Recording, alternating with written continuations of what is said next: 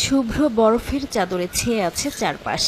রাস্তা, কটেজ, গাছপালা বাদ যায়নি কিছুই। এর মধ্যেই ধীরে পড়ছে তুষার। নৈসর্গিক এ দৃশ্য ভারতের উত্তরাঞ্চলের সোনমার্গ ও লেহ শহরের।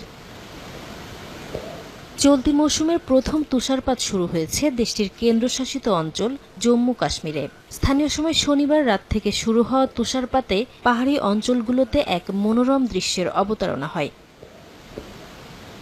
শীত উপেক্ষা করে তুষারপাত উপভোগ করতে ঘরের বাইরে বের হন বাসিন্দারা। খেলায় মেতে উঠতে দেখা যায় শিশু কিশোরদেরও। আগামী 2 দিনে অঞ্চলটিতে তুষারপাত ও বৃষ্টির মাত্রা বাড়তে পারে বলে জানিয়েছে ভারতের আবহাওয়া দফতর। এদিকে তুষারপাত ঘিরে প্রাকৃতিক সৌন্দর্যের জন্য পরিচিত জম্মু কাশ্মীরে বাড়ছে পর্যটকের ভিড়।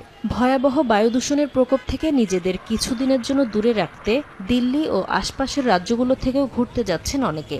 তবে গত কয়েক সপ্তাহ ধরে কাশ্মীর উপত্যকায় বাতাসের ক্ষতিকর কণার মাত্রা বাড়ছে বলে উদ্বেগ প্রকাশ করেছেন পরিবেশবিদরা।